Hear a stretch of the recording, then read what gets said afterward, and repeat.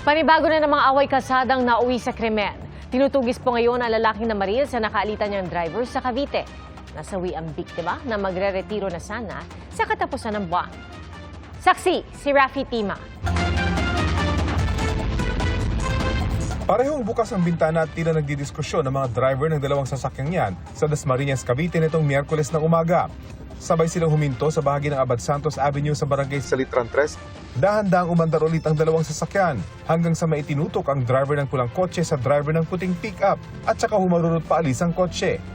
Sa isang video, makikita na ang dugo ang 54 anyos na lalaking driver ng pick-up. Pinagbabaril pala siya ng driver ng pulang kotse. May dalawang putok na magkasunod, tapos yung ugong na sasakyang na humarurot. Mabilis lang. Naisugod pa sa ospital ang biktima, pero hindi na siya umabot ng buhay. Empleyado ng Meralco ang lalaki na ayon sa kanyang katrabaho ay galing sa kanilang opisina sa Dasmariñas at papunta sana sa Ortigas nang mangyari ang pamamaril. Nagpaalam na rin daw siya sa kanilang mga gwardya roon dahil magre-retiro na sana siya. At 31 pa siya na magre-retiro.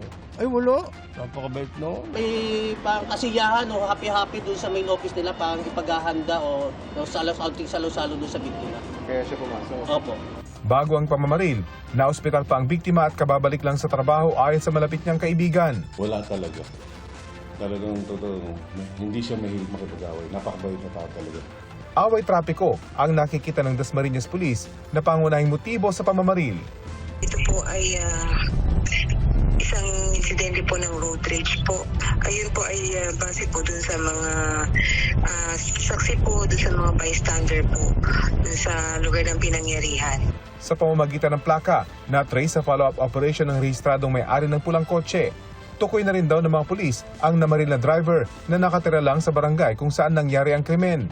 Na-verify po namin sa dating may-ari ng sakyan, tapos itinuro ng dating may-ari yung may-ari ngayon, yung nakabili. Yun nga po na nangangalang alias Jeffrey. Pinuntahan daw ng mga investigador ang bahay nito pero wala nang nakatira. Patuloy ang pagtugi sa suspect. Kanina, nagtungo sa police station ang mga kaanak ng biktima para samahan ng testigong nakakita sa buong insidente para sa pagsasampa ng kaso. Ang isasampa po namin dito ay kasong murder po. Kinukundina ng Meralco ang pagkamatay ng kanilang empleyado at nagpaabot ng pakikiramay sa pamilya ng biktima. Nakikipag-ugnayan na rin daw sila sa mga kaanak ng biktima para magbigay ng tulong. Nakikiisa rin daw sila sa investigasyon ng mga otoridad at sa paghahanap sa namaril na motorista. Para sa GMA Integrated News, ako si Rafi Tima ang inyong saksi. 10 bahay na nasira sa pagdaan ng buhawi sa barangay Butacal sa Panay, Capiz. Makikita pa sa video nang magpaikot-ikot ang buhawi. Ang ilan po sa mga bahay, nilipad ang bubong. At ayon sa LGU, 3 sityo ang dinaanan ng buhawi. Ayon sa Pag-asa, isa sa mga posibleng dahilan ng pagbuo ng buhawi ay ang naranasan doong thunderstorm. Sinalakay ang isang condo unit na ginawa umunong scam hub sa Pasay City. Arestado ang 2 Koreano pati ang isang umunong Chinese boss na inabutang nag-eempake ng kanyang mga gamit. Saksi, si John Consulta, exclusive. Nang mabuksan ang pinto ng kanilang target na condo unit sa Pasay City.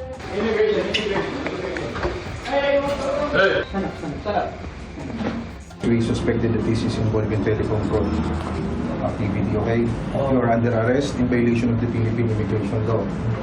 You have the right to remain silent. Huli sa akto ang 2 Koreano habang nag-ooperate ng computer na hinihinalang ginagamit sa pang-i-scam. Sa kabilang kwarto, arestado ang isa umanong Chinese boss na inabutang nag-iimpake na ng kanyang mga gamit. Ayon sa Bureau of Immigration Fugitive Search Unit, isang nakatakas sa dayuhan ang nagturo sa kinaroroonan ng mga suspect. Nagugat itong operasyon natin ito base sa isang complaint na pinadala sa atin ng isang Chinese din na sinasabing nakatakas siya sa isang Chinese boss kung saan sila ay kinukulong, pinoposas at pinipilit magtrabaho sa kanyang scam hub. Nag-i-empake na sila. Nakatunog na rin siya at nalaman niya na anytime ay papasukin siya. Kaya nung inabutan natin yung Chinese boss na to ay mukhang paalis na sila. Wala nang inabutang ibang tao sa pinasok na condo units dahil posible raw na una lang umalis ang kanilang mga kasama. Nag-shift na sa guerrilla style na operation. So mas madaling maikuble kung magpapanggap sila na mga mga magkakaibigan lamang or magkakapamilya sa isang residential unit. At yung pala doon na sila gumagawa ng kanilang mga scam operations. Kumpiskado ang mga computers at cellphone ng mga dayuhan. Wala pang pahayag ang mga inaresto na nakakulong na sa detention facility ng Camp Bagong Diwa. Para sa GMA Integrated News, John Consulta ang inyong saksi. Pinaghahanap ngayon ang isang kasambahay na tumangay umano ng mahigit 100,000 piso mula sa kanyang amo sa Iloilo City. Sa kuha ng CCTV sa bahay ng biktima, kita ang babaeng kasambahay na umakyat sa ikalawang palapag. At pagbaba, bitbit na niya ang isang plastic bag na hinihinalang pinaglagyan ng 118,000 pesos. Agad tumakas ang babae na ayon sa kanyang amo ay nakilala lang nila online. Nangyari po ang krimen 5 araw lang mula na magsimula sa trabaho ang suspect. Sinubukan ng mga biktima na tawagan ng suspect pero hindi na siya makontak. Wala rin anila ang babae sa bahay nito ayon sa kanyang mga kaanak. Sinampahan na ng reklamong qualified theft ang suspect. Lisensya ng bus driver na nang-araro ng siyam na sasakyan sa Commonwealth Avenue sa Quezon City kahapon. Sinuspindi ng 70 araw ng LTO. Bukod pa dito, inisyuan din nila ng show cause order ang kumpanya ng bus. Hindi bababa sa 10 ang sugatan sa karambola. Ayon sa bus driver, nawalan umano ng preno ang bus. Inaasahan ng LTO na isusuko ng kumpanya ang lisensya ng kanilang driver bago ang pagdinig sa September 4. Pilipinas at Australia, iginit na legal ang katatapos lang na Amphibious and Land Operations o ALON Exercise 2025. Sa closing ceremony, sinabi ni Major General Francisco Lorenzo Jr. ng Philippine Army na hindi laban sa anumang bansa ang pagsasanay, kundi preparasyon para sa anumang banta sa teritoryo ng Pilipinas. Sagot niya ito sa pahayag ng defense spokesperson ng China na kinukonsinti ng ilang bansa ang anilay reckless behavior ng Pilipinas. What we done is within the legal framework of the exercise, and we have not done any wrong.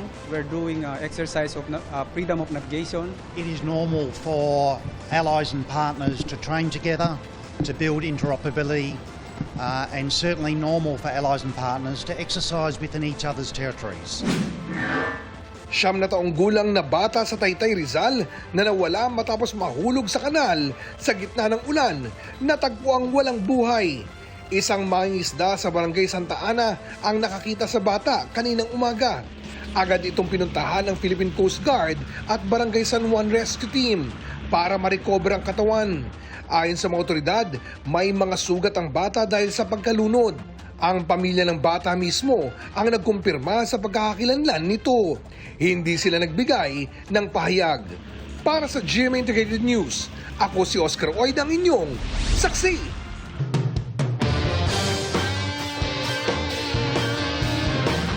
May bagong format ang men's basketball ng NCAA Season 101. Ngayong araw nagtipon po ang mga university senior coach at team captain ng mga kalahok na universidad kasama si NCAA Season 101 Chairman Melchor Divina. Sa bagong format, hinati sa 2 grupo ang mga koponan sa pamamagitan ng bunutan. Magkakasama sa Group A ang Mapua Cardinals, LPU Pirates, Perpetual Altas, San Sebastian Stags at Arellano Chiefs. Group B naman ang Benil Blazers, San Beda Red Lions, ang Letran Knights, pati na ang JRU Heavy Bombers at EAC Generals. Ito na rin po ang mga grupong gagamitin para sa NCAA Juniors Division. Abangan po ang muling pagbubukas ng NCAA para sa Season 101 sa darating na Oktubre. Mga kapuso, maging una sa saksi. Mag-subscribe sa GMA Integrated News sa YouTube para sa iba't ibang balita.